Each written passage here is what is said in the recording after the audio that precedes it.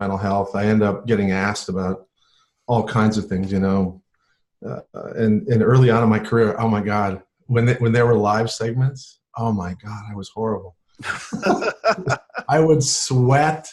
I mean, it would be just embarrassing. I mean, there'd be times when I'd be speaking and I'd feel like a little bit of a drop of sweat would just dangle on the tip of my nose, and it was so embarrassing. Yeah. No, but you are so accomplished, and that's why I kind of reached out to you. So in my research, I'm trying to solve a problem, right? So I'm the program coordinator at the Mayo Clinic here in Rochester, and hopefully you've heard of the Mayo. Oh yeah, no, I almost came to Mayo when I was coming out of my training at Yale. It was one of the 3 places that I was looking at really closely, and it's an amazing place. I mean, I think that, on so many levels, the way you engage the patient and the way you treat your colleagues, the way you create a healing climate there, I think it's very unusual. Well, thank you. And we work hard at it. And so to also take us to our next level, we've been really wrestling with this idea of, or the concept surrounding implicit bias or unconscious bias. And so in my research and looking at that, I have some suspicions, and I hope that in our conversation, you can help me either prove or disprove my hypothesis on some of these things. And it is directly related to your field of study, this idea of trauma, right? So, so that'll be kind of the tenor of this conversation. How do we look at our childhoods, at the environments that we've grown up in, recognize that we may have some biases that come directly out of those things, but more importantly, how do we manage those things? And specifically for folks who've experienced trauma in those environments, as well as those of us. And I'll ask you to talk about secondary trauma too, right? Because I don't have to necessarily experience the trauma myself to have been traumatized. Right. Is that true? Okay. Cool. Absolutely. And, I'm actually really happy to have the opportunity to talk about this, because it's such a crucially important aspect of all human interactions, is an acknowledgement at some point as you mature that the person you're interacting with came from a different place than you did. Mm-hmm. And because of that, they're going to have a slightly different worldview. And it doesn't mean it's bad, it's just going to be different. And it's interesting, in the acknowledgement of the fact that everybody's had this unique and different experience, you begin to realize that your worldview has a distortion to it. It has a limitation. And as wonderful and sure as you are of what you believe in, the sort of the intellectual awareness that, wow, it just, there have to be things I don't understand and don't know, and I need to have a more open mind about how I engage with other people and learn from them and interpret their behaviors or judge them and so forth. And you've seen the sort of the climate of discourse in our society over the last 10 years has become increasingly shrill, judgmental. People are unwilling to listen to each other very well. And I think more now than ever, we need to understand some of these things and incorporate them into the way we do everything. How we think about raising our kids, how we think about constructing our workplace, how we think about incorporating, intentional teaching about these things into medical school, schools of education, schools of social work. So, so that this isn't sort of some accidental discovery, that this is an intentional thing that we teach people that's just factual about the way human beings work. Everybody has implicit bias. It's impossible not to grow up without being, to some degree, limited by the catalog of your own experiences. And that basically is going to create an implicit bias about something different from your experience. So whether it's somebody who speaks a different language, has a different skin color, has a different belief about evolution, has whatever, your brain is just going to, at this very, not primitive, but at a lower level than sort of this intellectual capability we have, it's going to prejudge all kinds of stuff. Yeah. So anyway, I'm rambling maybe. No. You're right in the space that we want to be, right? So first, let's back up just a little bit and find out more about you. So you're a neurologist and a researcher by trade, as well as a psychologist. Is that correct? Well, I'm actually I'm a neuroscientist. I got my PhD in basically neurobiology, and then I went to do my clinical training, and I became a child psychiatrist. Oh, psychiatrist. I'm sorry. That's all right. That's all right. And but from the time I was an undergraduate, I was studying the development of the stress response systems in the brain, and looking, doing that in simpler models, tissue culture, rats, primates, and then humans. And one of the fundamental principles that kept recurring in this research was that as the brain processes information, it basically has to do it in a sequence.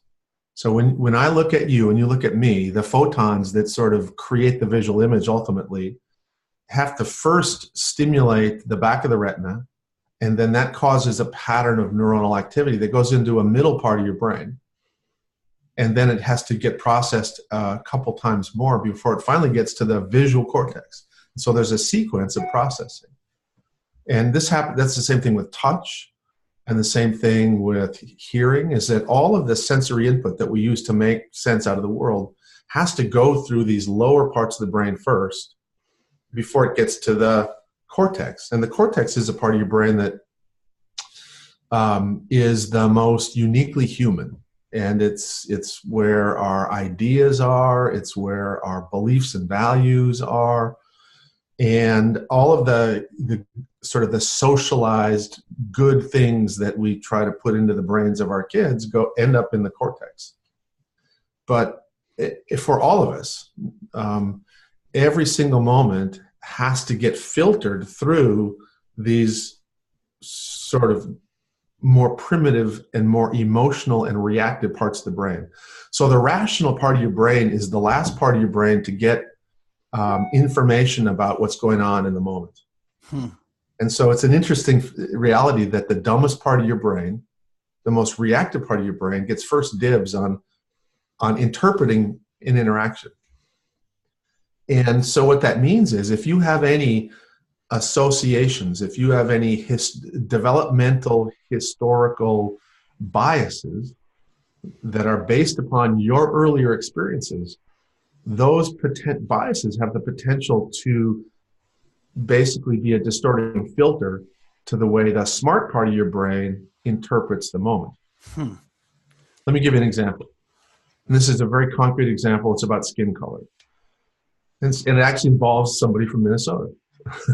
There was a very kind young woman, grew up in a very liberal home, wanted to go help other people who were less advantaged, and so she volunteered after college to go give immunizations to kids in rural villages in Africa. And she was a typical Scandinavian, Norwegian, blonde, kid from Minnesota. Yeah. Yeah. And so she went to these very, very isolated rural villages to give inoculations. And some of these villages had kids that had never seen a white person. And she, of course, is going into these interactions with this big heart, and she's going to sort of, she's thinking that she's going to be viewed as this kind, helpful person, because that was her intent. But frequently the children would see her when she came in, having no idea that she was going to give shots or anything, and would literally scream and cry and run to their parents. And it was because they had never seen a white person. And that was so atypical for their little brains that they didn't know what to make of it. And one of the things about the stress response is that whenever your brain is exposed to something that's unfamiliar or new, the default response of the brain is to activate to basically treat that as something potentially threatening. And so novelty activates this sort of defensive reaction. That's why anytime you've been in a system, I'm sure that somebody has a good idea and the immediate response to the good idea is, oh no, we can't do that. I don't know, we can't do that. And a week later, they'll come in and say, you know what we're going to do? We're going to do exactly what somebody suggested a week earlier.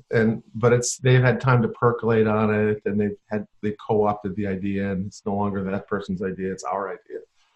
And anyway, I'm rambling, but no, wonderful. So you're really talking about, so you're an advocate for the triune brain, right? So yeah, as Paul MacLean, a wonderful sort of pioneer in the field of neuroscience,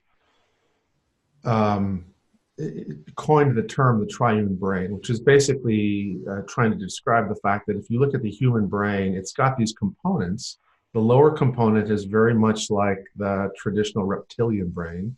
And then there's a layer of sort of brain networks over that. That's the limbic system. And then on top of that is the cortex. And so we've got these sort of three major anatomical components of the human brain. And the top part is the part that's most uniquely human. It's the part of our brain that we teach to when we're teaching our kids language and right from wrong and geography and all that stuff. But in order to get to the rational part of the brain, you've got to go through the more primitive parts of the brain that tend to solve problems in very reactive ways. And it's, your earlier comment about the fact that if you've had previous trauma, that will influence the way you interpret the present. And that's absolutely true. And so if you grew up, for example, in an environment where the only man or the first man that you sort of knew as a young child was somebody who yelled a lot, somebody who was dismissive to you, somebody who was assaultive to your mother, your brain creates associations about what these attributes of loud, dominant men are threatening. And then you grow up and you have mostly female teachers, then you get a male coach in the 7th grade. And he raises his voice. And your brain he categorizes him like this abusive man. And so you'll end up sort of interacting with him in ways that are distorted by your previous experience. Mm-hmm. And this happens all the time. This is one of the, we're actually working with a couple of medical schools to teach about this because it influences the way you as a physician will literally interact with your patients. And it will certainly influence the way you interact with your colleagues. Give me an example of that. As a physician, how could those past experiences, because I've gone to medical school, I've been practicing, I'm at the top of my game. Yeah. I am self-aware. I am, I'm great at what I do. So how can those things, I pride myself on my self-discipline and my self-actualization. Those are things that I'm accomplished in. And you probably, and there's every reason to be that way. But I would suspect if you sort of search through the way, the catalog of clients and people you interact with during the day, there are some people that you just feel naturally pulled to. You go, wow, I like this guy. And you spend 2 more minutes talking with this person about whatever. You find out, let's say that you grew up and you were an athlete, and you find out that the adolescent in front of you plays sports. You honestly will spend more time with that kid than the kid who's in band. And And your brain will just go, not like you will dismiss that child, but you'll have a different interaction. And sometimes it can be extreme. There are people that, and you've probably seen this with your colleagues, that there are some people who will be incredibly dismissive to nurses. And they'll be imperial when they interact with, a resident. They'll be demeaning, or that they'll be needlessly demeaning. And if you track who they're demeaning to, it's not everybody all the time. They tend to sort of lean towards one type of person or another. Or and we all have these things. We all have. But maybe that's just my personality. Maybe is there a difference between having an implicit bias or an unconscious bias, and then something just being that's just how I am. And that's part of what I'm trying to say, is that part of who we all are involves a whole catalog of our own history, which you can reframe as this catalog of implicit biases. I grew up in an environment. I'll give you an implicit bias from my own life, right? And it wasn't not so implicit. It was pretty explicit. I grew up in North Dakota, and I didn't see an African American kid. I didn't see a black kid ever until I was supposed to. There was a kid who was from Minot, North Dakota. And his dad was in the Air Force. And so he was like the only black kid in Minot. And he was on the wrestling team. And I had to wrestle him. And so in my mind, I was like, I'm going to get my ass kicked. I'm going to get my ass kicked. He's black. And after a while, I realized, wow, I'm thinking that he's like a better athlete than me just because he's black. Yeah. And it was one of those things that I actually remember trying to give myself a pep talk that, like, there must be some kids that are black that aren't great athletes. It was like I was literally working through this whole bias that had come from me growing up, where most of my images about black men were that these were really good athletes, or the way they're portrayed in television, that they were scary and in gangs. Both of those were distortions. Yeah. And I have had to, once you sort of recognize their distortion, then you can kind of go back and go, let's actually see how strong he is. Let's see what his moves are. Let's judge him for the way he wrestles. Yeah. Not for the fact that he's a black kid. Yeah. And it helped me. It was one of my first sort of acknowledgments that you can really have these distortions and misinterpretations of the world. And it was helpful for me as I grew up, actually. Yeah. Did you win? I did. Oh, good. So it is interesting that, and I like how you use the word distortion, because I think in the absence of black people in your community, you kind of made up some stories, given some distorted stories, based on what I was exposed to. Yeah, what you're exposed to. So, and this is why, for example, the bias in the media, when I was growing up, now I'm older than you, but one of the most tragic things that happened was that African-American adolescents on television were portrayed 95% of the time in negative ways. And so if you were growing up and watching television, your brain started to create this unconscious catalog of African-American adolescents as being likely to be, criminals in gangs, blah, blah, blah. And it creates this really significant negative implicit bias. Mm-hmm. And it's interesting. As I try to teach people about implicit bias, I want people to sort of not be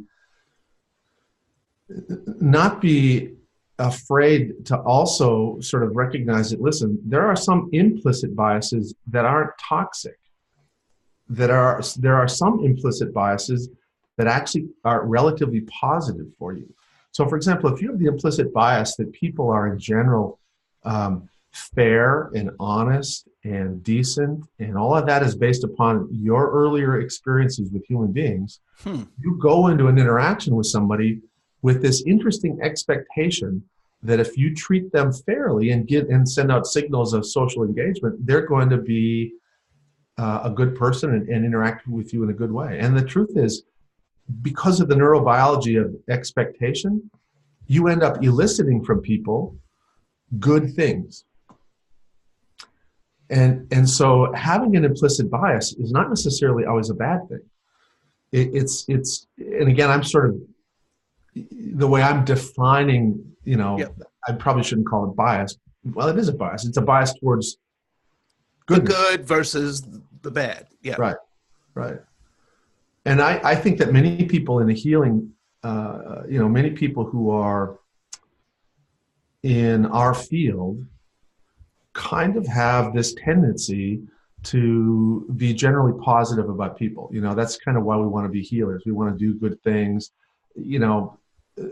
Very few people go into this field because they want to make a lot of money. I mean, if you're smart and you see who's making money, it isn't the doctors, it's the business people, so there's something that pulls us into that field that is related to our own history.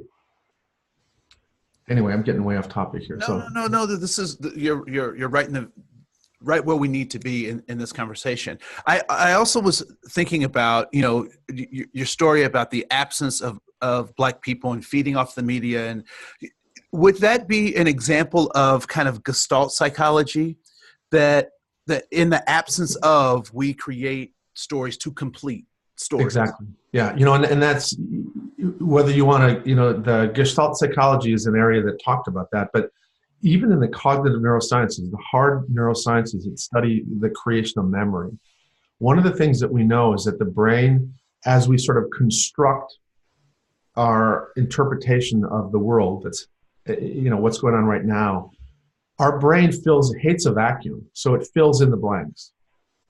And it will fill in the blanks of things pulling from your own experience. And so this is where you can insert, you can end up misinterpreting an interaction. And where a lot of times, for example, let me give an example. And this is very important. It's related to implicit bias, but it's around stuff like cross-cultural communication.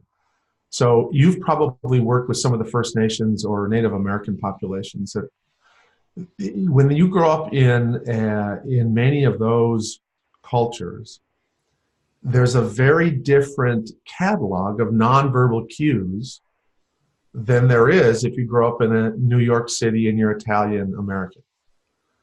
And so if you're an Italian American and you interact with somebody who is from a culture that's a little bit more emotionally subdued in their nonverbal communication, you interpret that subdued thing as if they're sad or they're bored or they're angry, and you misinterpret it. And if you are coming from that culture, you misinterpret this excited Italian form of communication as this person's a little off kilter, and it can lead to miscommunication. And I think that this is, again, this is related to the same neurobiological mechanisms of implicit bias, that we all are judging the present based upon our filters from the past. And if we grow up in a family that is very non-emotionally expressive, and we run into somebody who's emotionally expressive, our catalog of experience goes, wow, the only time somebody was ever like this was when they were really pissed. They were really angry. And so you can interpret excitement for anger, or a raised voice for, they're going to hurt me, or, depending, it's all, everything, as you mentioned earlier, has to kind of get filtered through your own personal developmental experiences. Yeah. And then that forms the basis of our private logic, and then we start to rationalize behaviors because that's exactly right. We're collecting all these things that confirm all the things that we think we know about ourselves and the world. Yeah. And this plays out in relationships, right? I can't tell you, I've been married for years and years and years and years. And there'll be times when my wife will say something and say, like, giving me an interpretation about what I'm thinking. I'm like, what? Where did that come from? And she'll say, well, you did this and you did this and you did this. I'm like, well, that had nothing to do with what, I'm not upset. I just wanted to watch the game. Like, you didn't want to come in and talk and blah, blah, blah. So I thought you were upset with me. I'm like, no, I wanted to watch the game. Right. And yeah. so, No, good stuff. So I do want you to do some shameless plugs for some of your books. Like one of the ones that came up just as I was doing research on you, time after time, was The Boy Raised as a Dog. Can you talk just a little bit about that book and what's the tenor of that around kind of trauma and trauma-informed care? How did you come to that title? And then what is that book about? Well,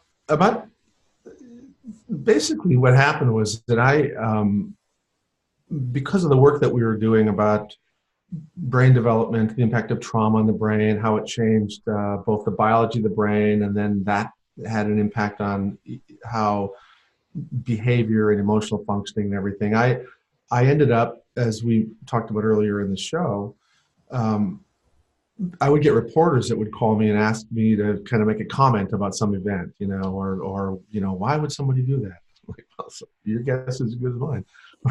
Anyway, I got off the phone with one of these reporters who was doing a story for the New York Times, and she said, you should write a book. I'm like, I don't have time to write a book. And, this is just, as you know, the currency in academics is grants, academic articles, and books. Books aren't really not big currency in academics. So I was like, I don't really have time to write a book. And she said, well, we could write a book. Why don't you just, I'll call you and ask questions. And then, we do this all the time anyway. So we'll just transcribe it. And I thought about it and I said, all right, well, okay. And so what we did was that I said, the way I want to do it is I think people really learn things through stories. If we just did kind of a science book, people wouldn't care. But if they hear the evolution of my understanding about these things based on these clinical cases where I made mistakes or where I learned something from that case, I think I could walk people kind of through my development as a thinker, so that they would finally get to the point where they would recognize, that this makes sense, that these adversity and neglect and chaos and all that changes the biology of the brain, and and that we need to do something about that stuff.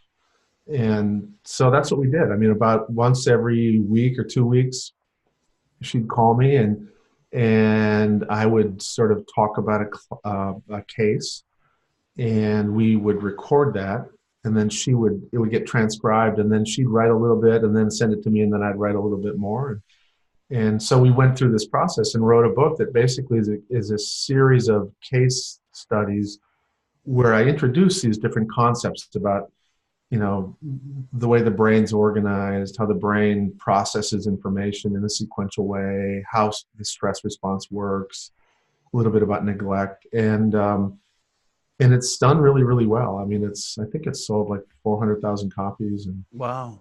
Yeah, I know. I was surprised. But kudos to you. Well, it really, I think it's the formula, it's this, the people respond to stories more than they do to sort of typical science writing, I think. Yeah. Yeah.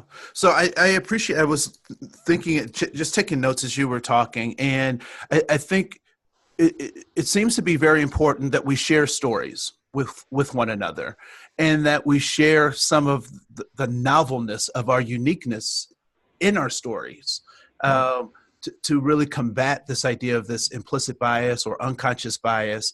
And I also found it helpful to two other concepts that you kind of introduced in this conversation, that we see through distortions, that we all have these distortions. And so it's important for us to recognize that. And then the other one actually just escaped me. So it just escaped me. But go ahead. Well, I think the thing that,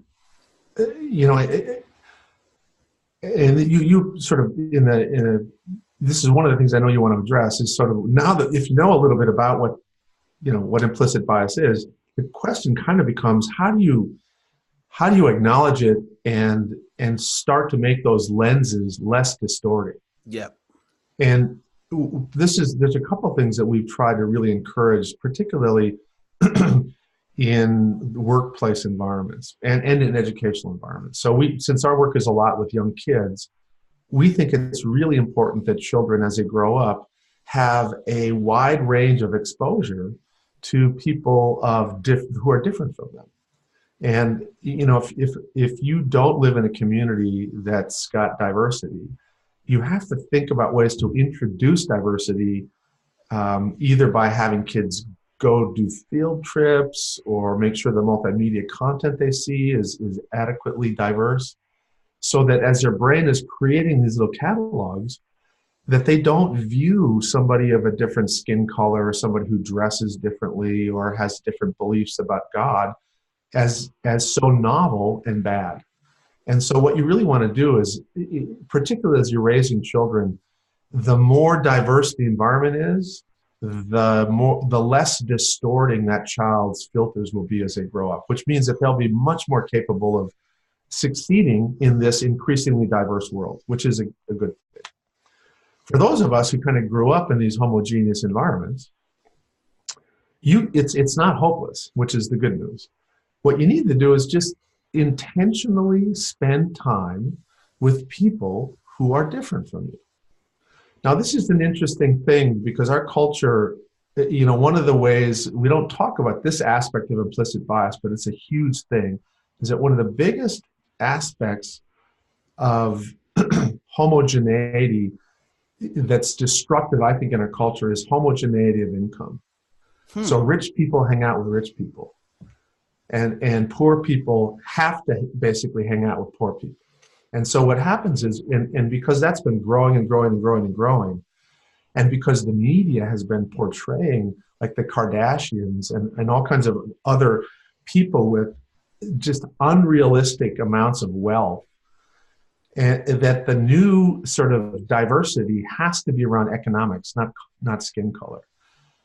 I think that skin color is part of something that we have to include in that. But the reality is, I think a lot of these biases are and self-loathing internalizations are about how much money you have, which I think is really bad, really unfortunate, because we've got a lot of poor kids in our country, and they're all growing up thinking they should have more things.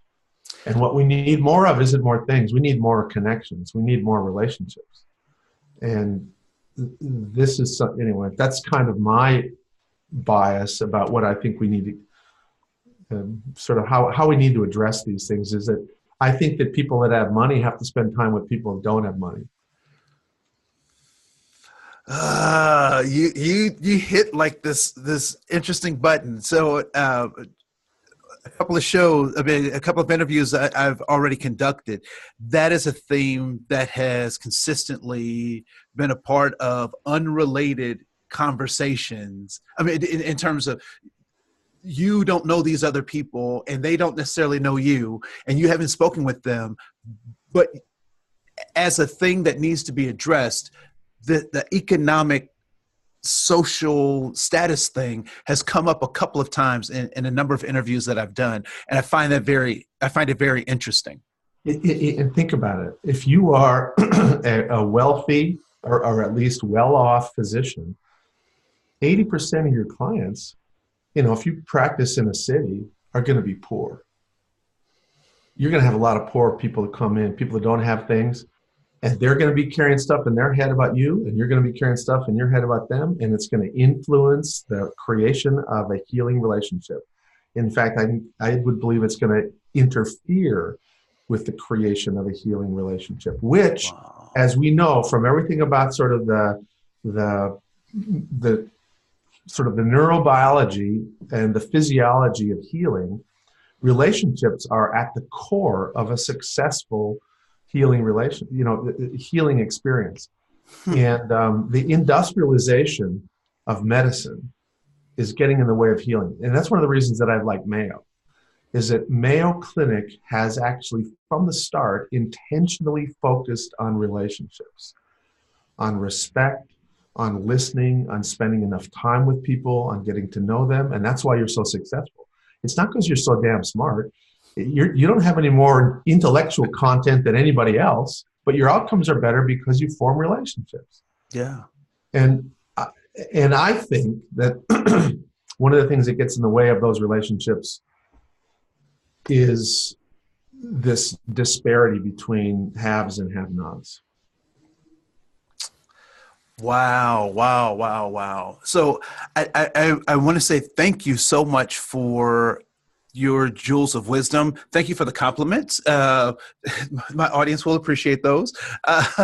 But I really want to thank you for the clarity that you've given, particularly because, at Mayo, we try to boil things down to its most important and crucial kernel.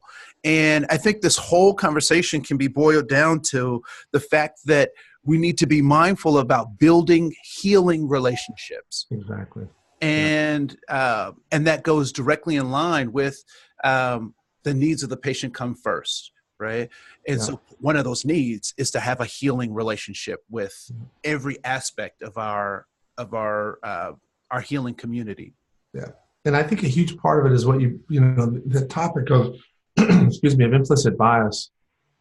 If you keep hammering away at it and people begin to understand it, and you make systemic and structural changes to diminish the implicit bias of the people in your system, they themselves, and this is all about parallel process. We talk about sort of creating this positive thing with your patient, but if your superiors and your colleagues don't have equally respectful, caring connections, you can't do that with your patients as well.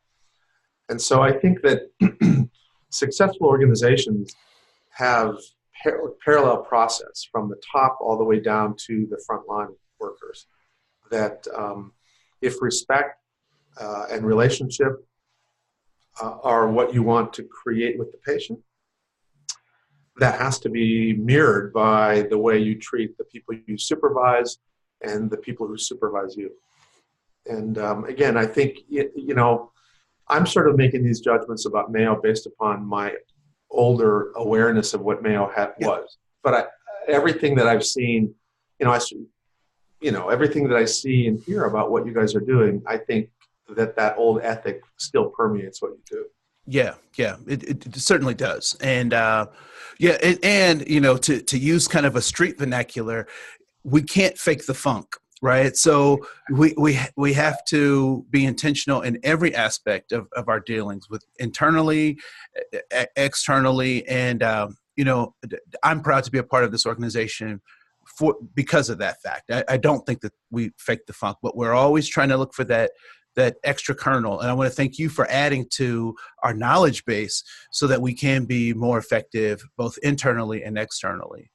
My pleasure. And all I can say is good luck editing this. Yeah. No, we'll have fun with that. What I will do now is I'm going to clap, and then I'll do an outro, and then later I'll come back and do the intro. But again, I want to say thank you so much for your time. And at some point, I don't know who your scheduling folks are, but we may be interested in having you come in and talk about these things in person here in Rochester. You're in Chicago, is that correct? Well, it's kind of complicated. I'm actually on the faculty at Northwestern, but I live in Chattanooga, Tennessee. Oh, okay. Oh, sweet. Weird, right? Yeah. No, that's great. We do a ton of web-based teaching and work like this. Actually, we use Zoom all the time. Oh. So, but I'm actually up. I travel a lot, so okay. And I'd be honored to come and talk with you guys. Well, wonderful. So I'll check those things out. So I'm going to clap now. This is Andre Koen with another episode of Speaking of Diversity and Inclusion. And I want to say thank you so much to Dr. Bruce Berry for speaking with us today and really helping us to think about how our brains work and how we can overcome those implicit or unconscious bias pieces by building healthy, healing relationships. And so this has been a great show. Don't forget, this is our inaugural season. So please tell us what you like, who you like to hear from again. If there was some jokes or timing or music that didn't appeal to you or that really got you motivated, please leave us a comment. Again, this is Andre Koen from the Mayo Clinic, and this is Speaking of Diversity and Inclusion. Have a great day. Bye. All right. Thank you so much. Good work. Good work. Thank you. Thank you. Look forward to seeing you again and talking again. Yeah, definitely. Definitely. All right. Have a great day, sir. You too. Bye-bye.